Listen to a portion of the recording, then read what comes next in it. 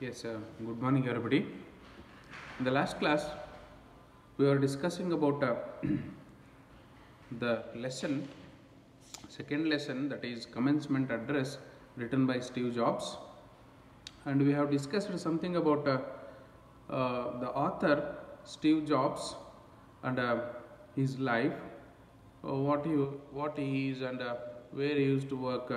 As you all know, Steve Jobs was a CEO, chairman, co-founder of Apple company, and we just knew something about the background of Steve Jobs. And in this particular lesson, it is about his life history, his life story, his childhood history and life story of Steve Jobs, and completely something we can say that about his autobiography, you can say, okay, ಅವರ ಆತ್ಮ ಕಥನವನ್ನು ನಾವು ಈ particular ಲೆಸನಲ್ಲಿ ನೋಡೋಣ. Complete autobiography, his life and history of Steve Jobs. Okay, Steve Jobs life and history, beginning from his childhood till now as he has become CEO of Apple company. Okay, yes, first of all let us start the lesson. What happens here before starting the lesson? It is not a story, it is not a short story, but it is a life real incident, real life incident of Mr. Steve Jobs. He gives a commencement address, he gives a speech in a so-called reputed university. Yes, in that particular speech he tells about his life and life history, how he born, how he brought up, how he studied, what happened to his career, something like that. It was there in this particular scenario. Okay, we shall see that in detail. Okay, so ನಿಮಗೆ ಅರ್ಥ ಆಗಿರ್ಬೋದು ಈ ಪಾಠ Steve jobs ಅವರ ಆತ್ಮಕಥನ, ಅವರ ಜೀವನ ಚರಿತ್ರೆ, ಅವರು ಹುಟ್ಟಿದಾಗಿಂದ ಇವತ್ತಿನವರೆಗೂ CEO, ಆ್ಯಪಲ್ ಕಂಪ್ನಿಯ CEO ಆಗೋವರೆಗೂ ಯಾವ ರೀತಿ ಅವರು ಸ್ಟ್ರಗಲ್ ಮಾಡಿದರು, ಎಲ್ಲಿ ಹುಟ್ಟಿದ್ರು, ಎಲ್ಲಿ ಬೆಳೆದ್ರು, ಯಾರು ಅವ್ರನ್ನ ಕಂಪ್ಲೀಟಾಗಿ ಲಾಲನೆ ಪಾಲನೆ ಪೋಷಣೆ ಮಾಡಿದರು, ಯಾರ ಹತ್ರ ಅವ್ರು ಬೆಳೆದ್ರು, ಹೆಂಗೆ ಓದಿದ್ರು, ಕಾಲೇಜ್ಗೆ ಹೋದ್ರ, ಸ್ಕೂಲ್ಗೆ ಹೋದ್ರ, ಯೂನಿವರ್ಸಿಟಿಗೆ ಹೋದ್ರ, ಹೆಂಗೆ ಅವರು ತಮ್ಮ ಬಿಸ್ನೆಸ್ಸಲ್ಲಿ ಸಕ್ಸಸ್ಸನ್ನು ಕಂಡರು, ಹೇಗೆ ಅವರು ಆ್ಯಪಲ್ ಕಂಪ್ನಿಯ CEO ಆದರು ಅನ್ನೋದ್ರ ಬಗ್ಗೆ ಕಂಪ್ಲೀಟ್ ಕತೆ ಇದೆ. ಅವರು ಒಂದು ಕಂಪ್ಲೀಟ್ ಆಗಿರುವಂಥ ಒಂದು ಯೂನಿವರ್ಸಿಟಿಲಿ ಹೋಗ್ಬಿಟ್ಟು ಯೂನಿವರ್ಸಿಟಿಯಲ್ಲಿ ಒಂದು ಗ್ಯಾದರ್ ಆಗಿರುವಂಥ ಸ್ಟೂಡೆಂಟ್ಸಿಗೆ ಇವರು ಹೇಳುವಂಥ ಒಂದು ಭಾಷಣದ ತುಣುಕನ್ನು ನಾವು ಇಲ್ಲಿ ಓದ್ತೀವಿ ಈ ಪರ್ಟಿಕ್ಯುಲರ್ ಲೆಸನ್ನಲ್ಲಿ. Okay, yes, here you see mister Steve Jobs gives addresses for the graduating students of Stanford University in America, one of the finest university among the world, Stanford University, America. Okay, yes, let us start up the lesson. I think you have understood the theme of the particular lesson here. Yes, it is a motivational lesson, it is a inspirational lesson. Everybody should read, and you should make Steve Jobs as your role model. Okay, yes, sir. In this particular lesson, in his address to the gathering, to the graduate students in Stanford University, America, in his address, Steve Jobs narrates 3 relevant anecdotal stories. 3 anecdotal stories ಅನ್ನು ಹೇಳ್ತಾನೆ ಅವನ ಭಾಷಣದಲ್ಲಿ. Okay, anecdotal stories ಅಂತ ಹೇಳಿದರೆ a short amusing or interesting story about real incident or a person. Real ಆಗಿ ನಡೆದಂಥ, interesting ಇರುವಂಥ, ನಂಬಲಾಗದಂಥ ಕಥೆಗಳು. ಓಕೆ, ನಿಜವಾಗೂ ನಡೆದಿರ್ತವೆ, ಅವ್ನು ನಂಬಕ್ಕೆ ಆಗಲ್ಲ, ಆ ಥರದ್ದು 3 ಕಥೆಗಳನ್ನು ಹೇಳ್ತಾನೆ. 3 stories, anecdotes. Okay, anecdotes he says, he tells 3 relevant anecdotal stories in this speech beginning start ಮಾಡ್ತಾನೆ. Okay, his main intention was to inspire the young graduates who were entering life. He wanted the young minds to go ahead with courage, confidence and conviction. What he wanted? He wanted to go ahead with confidence, courage and conviction. Okay, yes sir. You see, the first anecdote he calls is connecting the dots, connecting the jobs. First kate, first anecdote, first ದಂತಕತೆ, first ನಮ್ಮದೇ ಇರುವಂಥ ಒಂದು ಸಣ್ಣ ಕತೆ ಏನಪ್ಪ ಅಂದರೆ connecting the dots. Connecting the dots, what you mean by connecting the dots? ನಾವು ಚಿತ್ರ ಬರಿತೀವಿ, ರಂಗೋಲಿ ಹಾಕ್ತೀವಿ. ರಂಗೋಲಿ ಹಾಕುವಾಗ ಒಂದು ರಂಗೋಲಿ ಸುಂದರವಾಗಿ ಬರಬೇಕು ಅಂದರೆ ಏನು ಮಾಡ್ತೀವಿ? ಚುಕ್ಕೆ ಇಡ್ತೀವಿ. ಫಸ್ಟು ಚುಕ್ಕೆ, ಒಂದು ಚುಕ್ಕೆ ಚುಕ್ಕೆ ಚುಕ್ಕೆ ಚುಕ್ಕೆ ಇಟ್ಟು ಆ ಚುಕ್ಕೆಗಳನ್ನು ಸೇರಿಸ್ತಾ ಹೋಗ್ತೀವಿ. ಕೊನೆಗೆ ನಮಗೇನು ಬರುತ್ತೆ? ರಂಗೋಲಿ, ತುಂಬ ಸುಂದರವಾದಂಥ ರಂಗೋಲಿ ಆಗುತ್ತೆ ಯಾವಾಗ ನೀವು ಆ ಚುಕ್ಕೆಗಳನ್ನು ಜೋಡಿಸಿದಾಗ. ಓಕೆ, ಹಾಗೆ ಇಲ್ಲಿ ಈ says that connecting the dots, first story is connecting the dots, that is nothing but connecting the jobs. Okay, Steve Jobs' biological mother was an unwed college student. She had decided to give her son for adoption. So first thing you see, how was his life? It is horrible. ನಿಜವಾಗ್ಲೂ ಭಯಾನಕ ಅನಿಸುತ್ತೆ ಕೇಳಿದರೆ. ಅವನಿಗೆ ತಂದೆ ಇಲ್ಲ, ತಾಯಿ ಇದ್ದಾಳೆ. ತಾಯಿ ಅವಳು ಕಾಲೇಜ್ ಸ್ಟೂಡೆಂಟು, ಅನ್ವೆಡ್, ಮದುವೆ ಆಗದಿರುವಂಥ ಕಾಲೇಜ್ ಸ್ಟೂಡೆಂಟಿಗೆ ಹುಟ್ಟಿದಂಥ ಮಗ ಸ್ಟೀವ್ ಜಾಬ್ಸ್. ಈಗ ಅಮೇರಿಕದಂಥ ದೇಶದಲ್ಲಿ ಏನು ಗೊತ್ತಾ, ಅದು ಹೆಂಗೆ ಸರ್ ಮದುವೆನೇ ಆಗಿಲ್ಲ ಮಕ್ಕಳು ಹುಟ್ಟಿದ್ದಾವೆ ಅಂತ? ಅಲ್ಲೆಲ್ಲ ಲಿವ್ ಇನ್ ರಿಲೇಷನ್ಶಿಪ್ ಇರುತ್ತೆ, ಗರ್ಲ್ ಫ್ರೆಂಡ್ಸು ಬಾಯ್ ಫ್ರೆಂಡ್ಸು ಇರ್ತಾರೆ. ಸೊ ಈ ಥರ live in relationship girl friends and boy friends ಆಗಿಬಿಟ್ಟು ಕಾಲೇಜ್ಗೆ ಹೋಗ್ತಿರುವಾಗ ಅವ್ರ ಮಧ್ಯೆ ಒಂದು ಪ್ರೇಮಾಂಕುರವಾಗಿ ಲವ್ ಬೆಳೆದು ಅದರ ಪರಿಯಾಗಿ ಆ ಒಂದು ಪ್ರೇಮದ ಕಾಣಿಕೆಯೇ ಸ್ಟೀವ್ ಜಾಬ್ಸ್ ಹುಟ್ಟುತ್ತಾನೆ. ಹುಟ್ಟಿದ ತಕ್ಷಣ ಅವಳಿನ್ನೂ ಮದುವೆ ಆಗಿಲ್ಲ. ಸೊ ದಟ್ ಇವನು ಹುಟ್ಟಿದ ಮೇಲೆ ಇವನನ್ನು ಮಗ ಇದ್ದಾನೆ ಅಂದರೆ ನೆಕ್ಸ್ಟ್ ಮದುವೆಗೆ ಪ್ರಾಬ್ಲಮ್ ಆಗುತ್ತೆ ಅಂತೇಳಿ ಅಲ್ಲೆಲ್ಲ ಮದುವೆ ಆಗೋದು, ಡೈವರ್ಸ್ ಕೊಡೋದು, ಮತ್ತೊಂದು ಮದುವೆ ಆಗೋದು ಕಾಮನ್ ಅಮೇರಿಕಾದಲ್ಲಿ. ಅದು ಈಗ ಇಂಡಿಯಾಕ್ಕೂ ಬಂದು ಒದಗಿದೆ. ಓಕೆ, ಇಲ್ಲೂ ಕೂಡ ಇತ್ತೀಚೆಗೆ ಡೈವರ್ಸಸ್ ಕೇಸಸ್ ಜಾಸ್ತಿ ಆಗಿದ್ದಾವೆ. ಓಕೆ, ಹಾಗೆ ಇವನ ತಾಯಿ ಅನ್ವೆಡ್ ಕಾಲೇಜ್ ಗರ್ಲ್, ನೋಡಿ ಮದುವೆ ಆಗದಂಥ ಕಾಲೇಜಿನ ತರುಣಿ, ಕಾಲೇಜಿನ ಹುಡುಗಿ ಅವಳು. ಹಾಗಾಗಿ ಇವನು ಹುಟ್ಟಿದ ತಕ್ಷಣ ಇವನನ್ನು ಬೇರೆಯವರಿಗೆ ಅಡಾಪ್ಟೇಷನ್ಗೆ, ಬೇರೆಯವ್ರು ಸಾಕೊಳ್ಳಿಕ್ಕೆ, ಬೇರೆಯವ್ರಿಗೆ ಕೊಡೋಕ್ಕೆ ಡಿಸೈಡ್ ಮಾಡ್ತಾಳೆ. You should understand that what sort of life he has. Okay, yes, ಬೇರೆಯವ್ರಿಗೆ ಸಾಕಕ್ಕೆ ಕೊಡ್ತಾಳೆ. She had decided to give her son for adoption. He was to be adopted by a lawyer and his wife. Earlier they wanted a girl child for adoption. Now it was a boy, but yet they decided to adopt the baby boy. ಯಾರಿಗೆ ಕೊಡಬೇಕು ಅಂತ decide ಮಾಡ್ತಾಳೆ ಅವಳು? Lawyer ದಂಪತಿಗಳಿಗೆ, ಗಂಡ lawyer and his wife. ಇವು lawyer ಅಂತ ಹೇಳಿ ಬಂದು ಕೇಳ್ತಾರೆ, ನಾವು ಲಾಯರು, ಚೆನ್ನಾಗಿ ನೋಡ್ಕೊತೀವಿ ಮಗನ್ನ ಕೊಡು ಅಂತ ಕೇಳ್ತಾರೆ. ಎಸ್, ಅವರಿಗೂ ಕೂಡ ಹೆಣ್ಮಗು ಬೇಕಾಗಿರುತ್ತೆ. ಬಟ್ ಇವನು ಗಂಡು ಹುಡುಗ, ಬಟ್ ಇವೊಂದು ಹೆಂಗೋ ಮಗು ಸಿಕ್ತಲ್ಲ ಓಕೆ ಅಂತೇಳಿ ತಗೋತಾರೆ ಅಡಾಪ್ಟೇಷನಿಗೆ. ಅಡಾಪ್ಟೇಷನ್ ಅಂದರೆ ದತ್ತು ತಗೋತಾರೆ, ಇವನನ್ನು ಸಾಕಲಿಕ್ಕೆ ದತ್ತು ತಗೋತಾರೆ. ಓಕೆ, ತಗೊಂಡ್ಮೇಲೆ after all the formalities were over, Steve Jobs mother came to know that the adopted person was not a lawyer but only a school dropout, and that woman was also a college dropout. ಇವನನ್ನು ಬೇರೆಯವರಿಗೆ lawyer ಅಂತೇಳಿ ಅನ್ನಿಸ್ಕೊಂಡು ಹೋಗಿರ್ತಾರಲ್ಲ, ಇವನನ್ನು ಮಗುನ ಸಾಕ್ತೀವಿ ಅಂತ, ಆ ಸಾಕು ಮಗು ತಗೊಂಡು ಹೋದಂಥ ತಂದೆ ತಾಯಿ ಲಾಯರ್ ಅಂತ ಹೇಳಿ ತಗೊಂಡೋಗಿರ್ತಾರಲ್ಲ. ಆದರೆ ಅವರು ಲಾಯರು ಅಲ್ಲ, ಅವರೇನೋ ಜಸ್ಟ್ ಸ್ಕೂಲ್ಗೆ ಹೋಗಿರಲ್ಲ, ಅನ್ಎಜುಕೇಟೆಡ್. ಮತ್ತು ಅವ್ರ ತಾಯಿ ಅಂದರೆ ಅಡಾಪ್ಟೆಡ್ ತಾಯಿ ಏನಿದ್ದಾಳಲ್ಲ, ಲಾಯರ್ ಹೆಂಡ್ತಿ, ಆ ಲಾಯರ್ ಹೆಂಡ್ತಿನೂ ಕೂಡ ಕಾಲೇಜ್ ಡ್ರಾಪ್ಔಟ್ ಸ್ಟೂಡೆಂಟು, ಕಾಲೇಜ್ಗೆ ಹೋಗಿ ಫೇಲ್ ಆಗಿ ವಾಪಸ್ ಬಂದಂಥ ಹೆಣ್ಮಗಳು. ಬಟ್ ಹೇಳುವಾಗ ಸುಳ್ಳು ಹೇಳಿ ನಾವು ಲಾಯರು ಅಂತೇಳಿ ಇವನನ್ನು ಸಾಕೋಕ್ಕೆ ತಗೊಂಡೋಗಿರ್ತಾರೆ. ಆಮೇಲೆ ಇವನ ಹೆತ್ತ ತಾಯಿಗೆ, ದಟ್ ಮೀನ್ಸ್ ಬಯಾಲಜಿಕಲ್ ಮದರ್, ಹೆತ್ತ ತಾಯಿಗೆ ಗೊತ್ತಾಗುತ್ತೆ ಇದು ನನ್ನ ಮಗನ ಸಾಕೋಕ್ಕೆ ಅಂತ ತಗೊಂಡು ಹೋದಂಥವ್ರು ಅವರು ಲಾಯರ್ಸ್ ಅಲ್ಲ ಅಂತೇಳಿ. ಬಟ್ ಲಾಯರ್ಸ್ ಅಂತ ಹೇಳಿದರೆ ಅವರಿಗೆ ಚೆನ್ನಾಗಿ ದುಡ್ಡು ಇರುತ್ತೆ, ಮಗನ ಚೆನ್ನಾಗಿ ನೋಡ್ತಾರೆ, ಸಾಕ್ತಾರೆ, ಚೆನ್ನಾಗಿ ನೋಡ್ಕೊತಾರೆ ಅಂತ ಕೊಟ್ಬಿಡ್ತಾಳೆ. ಬಟ್ ಲೇಟರ್ ಆನ್ ಅವರಿಗೆ ಗೊತ್ತಾಗುತ್ತೆ ಅವಳಿಗೆ ಅವ್ರು ಲಾಯರ್ಸ್ ಅಲ್ಲ ಅಂತ ಹೇಳಿ. ಓಕೆ, ನೆಕ್ಸ್ಟ್ ನೋಡಿ ಯಾವ ಥರ ಇದೆ ಪರಿಸ್ಥಿತಿ. However that mother accepted to sign the papers when they promised to make the boy a graduate. ಆಮೇಲೆ ಬೇಜಾರಾಗುತ್ತೆ ಅವಳಿಗೆ, ನನ್ನ ಮಗನ ನಿಮ್ಮ ಥರನೇ ಓದಲಿಲ್ದೇ ದಡ್ಡನ್ನು ಮಾಡಿಬಿಡ್ತೀರ ಅಂದಾಗ, ಇಲ್ಲ ಪ್ರಾಮಿಸ್ ಮಾಡ್ತಿದ್ವಿ ನಾವು ಇವತ್ತು ನಿಮ್ಮ ಮಗನ ಗ್ರ್ಯಾಜುಯೇಟ್ ಮಾಡ್ತೀವಿ ಅಂತೇಳಿ ಪ್ರಾಮಿಸ್ ಮಾಡ್ತಾರೆ. ಆವಾಗ ಅವನ ತಾಯಿ ಯಾರು, ಬಯೋಲಾಜಿಕಲ್ ಮದರ್, ಇವನ ಹೆತ್ತ ತಾಯಿ, ಸ್ಟೀವ್ ಜಾಬ್ಸ್ನ ಹೆತ್ತ ತಾಯಿ ಆಯಿತು ಅಂತೇಳಿ ಆ ಒಂದು ಅಡಾಪ್ಟೇಷನ್ ದತ್ತು ಪತ್ರಕ್ಕೆ ಸೈನ್ ಮಾಡ್ತಾಳೆ. She science over that particular document, adaptation document. Okay, adoption document. Okay, next to that you see, remember college education, was very costly in America, and so this is the problem. ಯಾಕೆ ಓದಿಸ್ಲಿಕ್ಕೆ ತುಂಬ ಕಷ್ಟ ಆಗುತ್ತೆ ಅಲ್ಲಿ, ಯಾಕೆ graduate ಮಾಡಲಿಕ್ಕೆ ತುಂಬ ಕಷ್ಟ ಆಗುತ್ತೆ ಅಮೇರಿಕಾದಲ್ಲಿ ಅಂದರೆ, ನಮಗೆಲ್ಲ ಇಲ್ಲಿ ಫ್ರೀ ಎಜುಕೇಷನ್ ಇದೆ.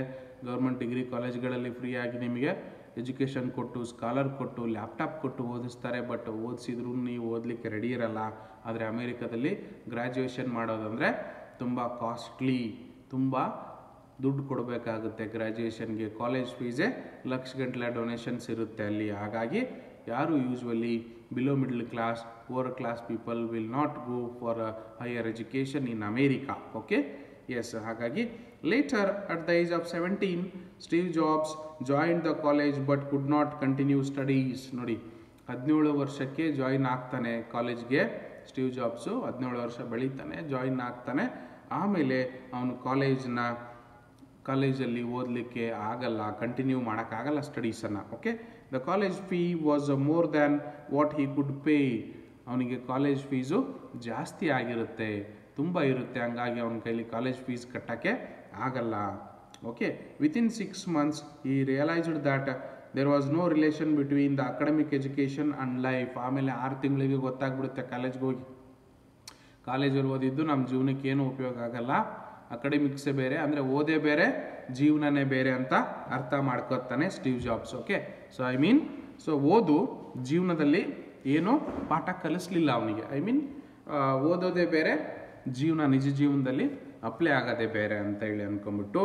Okay, the college fee was more than and what he could pay, and yes, he realized that nothing to do with that particular education that may not help me in order to succeed in my life anta ankondu. Yes, his parents had already spent much of their savings, not able to find more money. He dropped out. ನೋಡಿ, ಅವನ parents ಏನು ದತ್ತು ತಗೊಂಡು ಹೋಗಿದ್ರಲ್ಲ lawyer ಅಂತ ಹೇಳಿ, ಅವರು savings ಮಾಡಿಟ್ಟಿರ್ತಾರೆ, ಕೂಡಿಟ್ಟಿರ್ತಾರೆ bank ಅಕೌಂಟಲ್ಲಿ ಇವನು ಓದಿಗೆ ಅಂತ ಹೇಳಿ. ಬಟ್ ಅವ್ರ ಕೈಲೂ ಕೂಡ ಅದಷ್ಟು ಖರ್ಚು ಮಾಡಿ ಇನ್ನೂ ಸಾಲದಾಗುತ್ತೆ, ಶಾರ್ಟೇಜ್ ಬೀಳುತ್ತೆ ದುಡ್ಡು. ಸೊ ದಟ್ ಅವನೇನು ಮಾಡ್ತಾನೆ, ನೆಕ್ಸ್ಟ್ ಇಯರ್ಗೆ ಫೀಸ್ ಕಟ್ಟಕ್ಕೆ ದುಡ್ಡು ಇರಲ್ಲ, ಲಕ್ಷಗಟ್ಟಲೆ ಇರೋದೆಲ್ಲದನ್ನೂ ಕಟ್ಟಿರ್ತಾನೆ. ಆಮೇಲೆ ಕೊನೆಗೆ ದುಡ್ಡು ಕಟ್ಟೋಕ್ಕೂ ಹೋಗಲ್ಲ, ಕಾಲೇಜ್ಗೂ ಹೋಗಲ್ಲ. So he dropped out from the college ಬಿಟ್ಟು ಬರ್ತಾನೆ. Okay, yes, he went out searching for interesting subjects. ಅವನಿಗೆ ಯಾವ್ದು ಇಂಟ್ರೆಸ್ಟ್ ಇದೆ, ಯಾವ ಸಬ್ಜೆಕ್ಟಲ್ಲಿ ಇಂಟ್ರೆಸ್ಟ್ ಇದೆ ಅಂಥೇಳಿ ಅವನು ಹುಡುಕ್ತಾ ಹೋಗ್ತಾನೆ. ಫಾರ್ ಎಕ್ಸಾಂಪಲ್ ನಮ್ಮಲ್ಲಿ ಇಂಡಿಯಾದಲ್ಲಿ ಎಜುಕೇಷನ್ ಹೆಂಗಿದೆ ಅಂದರೆ, ನಿಮಗೆ ಇಂಟ್ರೆಸ್ಟು ಯಾವುದೋ ಆರ್ಟ್ಸಲ್ಲಿ ಇರುತ್ತೆ, ಕಾಮರ್ಸಲ್ಲಿ ಇರುತ್ತೆ, ಬಟ್ ನಿಮ್ಮ ಪೇರೆಂಟ್ಸು ಸೈನ್ಸ್ ಮಾಡು ಅಂತಾರೆ. ನಿಮಗೆ something else like that fine ಆರ್ಟ್ಸಲ್ಲಿ ಇಂಟ್ರೆಸ್ಟ್ ಇದ್ದರೆ ನಿಮ್ಮ ಪೇರೆಂಟ್ಸು ನಿಮ್ಮನ್ನ ಇಂಜಿನಿಯರು, ಡಾಕ್ಟ್ರು ಓದು ಅಂತಾರೆ. ಸೊ ಈ ಥರ ನಮ್ಮ ಇಂಟ್ರೆಸ್ಟೇ ಬೇರೆ, ನಮ್ಮ ಪೇರೆಂಟ್ಸ್ ಹೇಳೋ ಇಂಟ್ರೆಸ್ಟೇ ಬೇರೆ. ಅವ್ರ ಪ್ರಕಾರ ನಾವು ಓದ್ತೀವಿ, ಕೆಲವರು ನಮ್ಮ ಪ್ರಕಾರ ನಮ್ಮ ಇಂಟ್ರೆಸ್ಟಿಗೆ ತಕ್ಕಂಗೆ ಓದೋದು ತುಂಬಾ ಕಡಿಮೆ ಅಂತೇಳಿ. ಬಟ್ ಇಲ್ಲಿ ಸ್ಟೀವ್ ಜಾಬ್ಸ್ ಆ ತಪ್ಪು ಮಾಡೋದಿಲ್ಲ. ಅವನಿಗೇನು ಇಂಟ್ರೆಸ್ಟ್ ಇರುತ್ತೋ ಅದೇ ಫೀಲ್ಡನ್ನು ಹುಡುಕೊಂಡು ಹೋಗ್ತಾನೆ. He goes in search of his own interested field. While being unemployed he spend his days in utter poverty. ಅವನಿಗೆ ಕೆಲಸ ಇರಲ್ಲ, ನಿರುದ್ಯೋಗಿ ಆಗಿರ್ತಾನೆ, ಅನ್ಎಂಪ್ಲಾಯ್ಡ್ ಆಗಿರ್ತಾನೆ. ಆವಾಗ ಅವನು ತುಂಬಾ ಬಡತನದಲ್ಲಿ ಜೀವನ ಕಳೀತಾನೆ. He spend many years in poverty, ಬಡತನದಲ್ಲಿ ಕೆಲವು ವರ್ಷಗಳನ್ನು ಕಳೀತಾನೆ. He slept in friends rooms, wrote beautifully on Coke bottles, walked 7 miles on Sundays to have full meal at Hare Krishna temple and decided to do whatever that interested him. ನೋಡಿ, ಎಂಥ ಅದ್ಭುತ ವ್ಯಕ್ತಿ ಅವನು. ಹಂಗೆ ನಿಮಗೇನು ಇಂಟ್ರೆಸ್ಟ್ ಇರುತ್ತೋ ಅದನ್ನು ಮಾಡಿ, ನಿಮಗೇನು ತುಂಬ ಖುಷಿ ಕೊಡುತ್ತೋ ಅದನ್ನು ಮಾಡಿ, ಆವಾಗ ನೀವು ಸಕ್ಸಸ್ ಕಾಣ್ತೀರಾ. ಯಾರ್ದೋ ಫೋರ್ಸಿಗೆ ನೀವು ಇಂಟ್ರೆಸ್ಟ್ ಇಲ್ಲದನ್ನು ಮಾಡೋಕ್ಕೆ ಹೋಗಬೇಡಿ. ಅದರಲ್ಲಿ ನೀವು ಕಮಿಟ್ಮೆಂಟಿಂದ ನೀವು ಆಲ್ಮೋಸ್ಟ್ ಕೆಲಸ ಮಾಡಲಿಕ್ಕಾಗಲ್ಲ, ಸಕ್ಸೀಡ್ ಕಾಣೋಕ್ಕಾಗಲ್ಲ. ಅದಕ್ಕೆ ಉದಾಹರಣೆ ಇವತ್ತಿನ ಆ್ಯಪಲ್ ಕಂಪ್ನಿ CEO ಸ್ಟೀವ್ ಜಾಬ್ಸೇ ಉದಾಹರಣೆ, ನಮಗೆ ಲಿವಿಂಗ್ ಎಕ್ಸಾಂಪಲ್.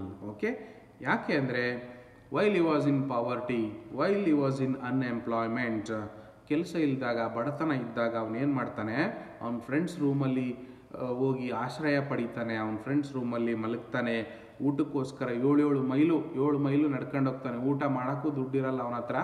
7 ಮೈಲು ನಡ್ಕೊಂಡು ಹರೇ ಕೃಷ್ಣ ಟೆಂಪಲಲ್ಲಿ ಫ್ರೀಯಾಗಿ ಅಲ್ಲಿ ದಾಸೋಹ ನಡೀತಾ ಇರುತ್ತೆ, ಊಟ ಹಾಕ್ತಿರ್ತಾರೆ ನೋಡಿ. You can find Indian temples, Indian gods in America also. Their non-resident Indians there, they have built Hare Krishna temple. ಅಲ್ಲಿ ಹರೇ ಕೃಷ್ಣ ಟೆಂಪಲ್ ಅಲ್ಲಿ ಇಲ್ಲಿ ಹಂಗೆ ನಮ್ಮ ಬೆಂಗಳೂರಲ್ಲಿ ಇಸ್ಕಾನ್ ಟೆಂಪಲ್ ಇದೆಯೋ ಅದೇ ರೀತಿ ಬೆಂಗಳೂರಲ್ಲೂ ಇದ್ದಂಗೆ ಅಮೇರಿಕದಲ್ಲೂ ಹರೇ ಕೃಷ್ಣ ಟೆಂಪಲಲ್ಲಿ ಹೋಗ್ಬಿಟ್ಟು ಅಲ್ಲಿ ದಾಸೋಹ ನಡೀತಾ ಇರುತ್ತೆ, ಹೋಗಿ ಊಟ ಮಾಡ್ಕೊಂಡು ಬರ್ತಿರ್ತಾನೆ. And finally he decided to do whatever gives him pleasure. ಅವನಿಗೇನು ಖುಷಿ ಕೊಡುತ್ತೆ ಅದನ್ನೇ ಮಾಡಲಿಕ್ಕೆ ರೆಡಿ ಆಗ್ತಾನೆ. ಓಕೆ, ಎಸ್ ನೋಡಿ, Steve Jobs joined calligraphy classes at Reed College and practised writing different styles. He took interest in typography and he decided to do his different completed works fascinated him, but he realized that none of such non-academic exercises could be of any significance. Later ಅವನೇನು ಮಾಡ್ತಾನೆ, read ಕಾಲೇಜಲ್ಲಿ ಅವನು calligraphy practice ಮಾಡ್ತಾನೆ, join ಆಗ್ತಾನೆ. Calligraphy means writing different styles of hand writing, carving something, ಬೇರೆ ಹಿಂಗೆ ಬರಹ ಇರುತ್ತಲ್ಲ, ಬೇರೆ ಡಿಫ್ರೆಂಟ್ ಹ್ಯಾಂಡ್ ರೈಟಿಂಗಲ್ಲಿ ಆಲ್ಮೋಸ್ಟ್ ಮನೆ ಮೇಲೆ ಬೋರ್ಡ್ ಬರೆಯೋದು, ಆಮೇಲೆ ಕಂಪ್ಲೀಟಾಗಿ ಬೇರೆ ಥರ ಕೆತ್ತನೆ ಮಾಡೋದು, ರೈಟಿಂಗ್ಸು.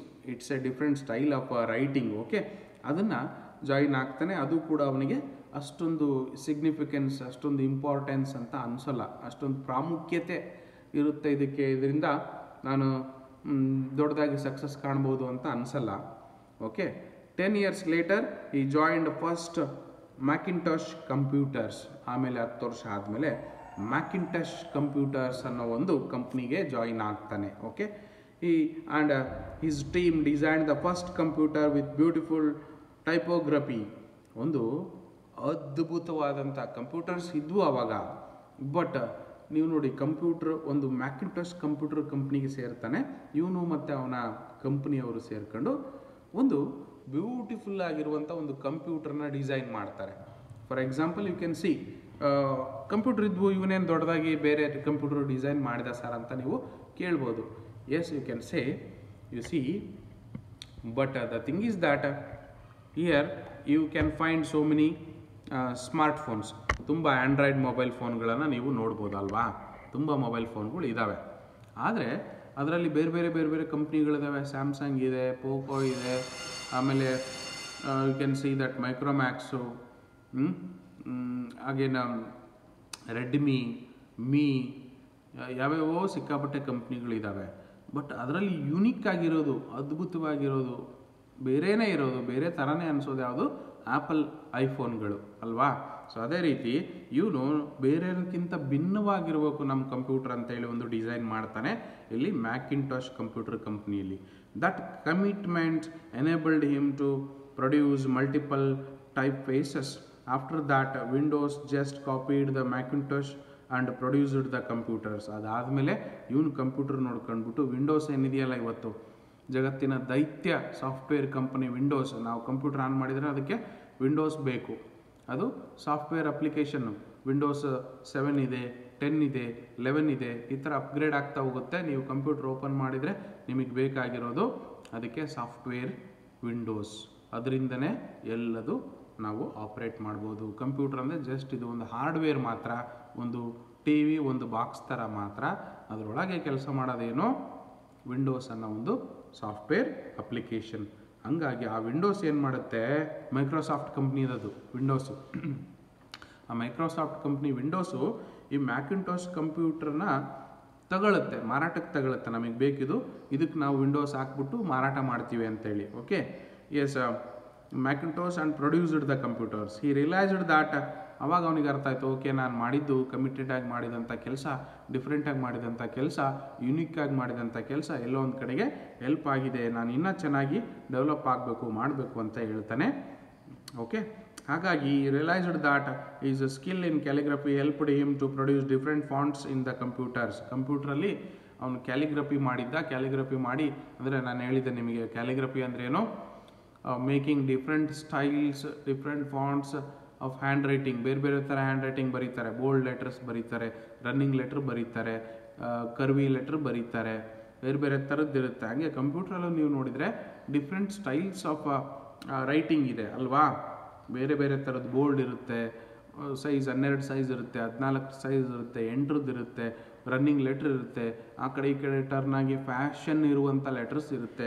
ಅವನ್ನೆಲ್ಲವನ್ನೂ ಕಂಪ್ಯೂಟರ್ ಒಳಗೆ ಸಾಫ್ಟ್ವೇರಲ್ಲಿ ತುಂಬಿ ಅಳವಡಿಸಿದ್ದು ಇನ್ಸರ್ಟ್ ಮಾಡಿದ್ಯಾರು? ಸ್ಟೀವ್ ಜಾಬ್ಸು ಬೇರೆ ಬೇರೆ ಥರದ್ದನ್ನು ಇನ್ಸರ್ಟ್ ಮಾಡ್ತಾನೆ. ಆವಾಗ ಗೊತ್ತಾಗುತ್ತೆ ಅವನಿಗೆ, ಎಸ್ ನಾನೇನೋ ಚೆನ್ನಾಗಿ ಮಾಡಿದ್ದೀನಿ ಅಂತ ಅನಿಸುತ್ತೆ. ಹಾಗಾಗಿ ಅವರು ನಮ್ಮ ಕಂಪ್ಯೂಟರ್ನ ಮಾರಾಟಕ್ಕೆ ತಗೊಂಡಿದ್ದಾರೆ. ಓಕೆ, ಒಳ್ಳೆ ಚೆನ್ನಾಗಿದೆ, ನಾನು ಇದ್ರ ಮೇಲೆ ವರ್ಕ್ ಮಾಡಬೇಕು ಅಂದ್ಕೊಂಬಿಟ್ಟು he could join the dots successfully. Then he understood that was his life, karma, destiny that brought him to that level. The past was linked to the present. That understanding made all the different in his life. Okay, ನನ್ನ ಕರ್ಮ ಅಂದರೆ ಕೆಲಸ, ನಾನೇನು ಕೆಲಸ ಮಾಡಿದ್ರೋ ಅದು ನನ್ನ destiny, ಅದು ನನ್ನ ಹಣೆ ಬರಹ. ನಾನು ಕೆಲಸ ಏನು ಮಾಡ್ತೀನೋ ಅದನ್ನು ಅನುಭವಿಸ್ತೀನಿ. ಫಾರ್ ಎಕ್ಸಾಂಪಲ್, ಕನ್ನಡದಲ್ಲೊಂದು ಗಾದೆ ಇದೆ, ಏನಂತ, ಮಾಡಿದ್ರುಣ ಮಾರಾಯ ಅಂತೇಳಿ. ನಾವೇನು ಮಾಡ್ತೀವೋ ಅದನ್ನೇ ಉಣ್ಬೇಕು, ನಾವೇನು ಕೆಲಸ ಮಾಡ್ತೀವಲ್ಲ ಅದ್ರ ಫಲ ನಮಗೆ ಸಿಗುತ್ತೆ ಅಂತೇಳಿ ಅನ್ಕೋತಾನೆ. Okay, so this is what in the first phase.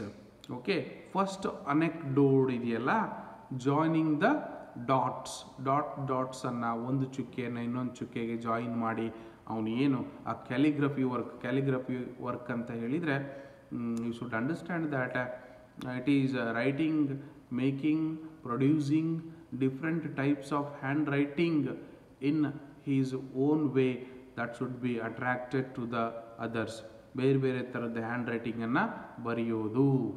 Okay, so ಇದರಲ್ಲಿ ಅವನು ಸಕ್ಸಸ್ ಆಗಿ ಮ್ಯಾಕಿಂಟಾಶ್ ಅನ್ನೋ ಒಂದು ಕಂಪ್ಯೂಟರ್ ಕಂಪ್ನಿಗೆ ಜಾಯಿನ್ ಆಗಿ ಅಲ್ಲಿ ಕಮಿಟೆಡ್ ಆಗಿ ಇವನು ಟೀಮ್ ಮೆಂಬರ್ಸ್ ಜೊತೆಗೆ ಜಾಯಿನ್ ಆಗಿ ವರ್ಕ್ ಮಾಡ್ತಾನೆ. ವರ್ಕ್ ಮಾಡಿದ ಮೇಲೆ ಅಗೇನ್ ಆ ಮ್ಯಾಕಿಂಟಾಶ್ ಕಂಪ್ಯೂಟರ್ ಕಂಪನಿಯನ್ನು ಯಾವುದು ಪರ್ಚೇಸ್ ಮಾಡುತ್ತೆ, ಖರೀದಿ ಮಾಡುತ್ತೆ?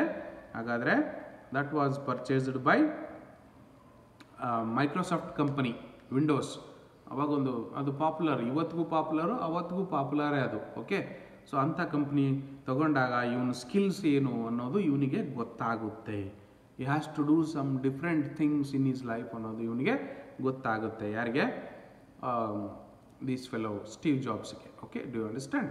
S. Then next to that, so this is the first part. He has told us 3 set of stories ಅಲ್ವಾ? ಅದರಲ್ಲಿ 3 set of stories, 3 connecting stories. First one is connecting the dots ಅನ್ನೋದು. First story is about connecting the dots.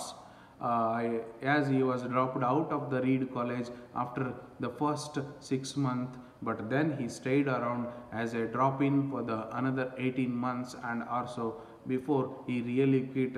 Yes, he wanted to start before he was born. His biological mother was a young unwed college graduate student then, and she decided to put him up for an adoption, and she gave him away to a particular couple who told that they are lawyers.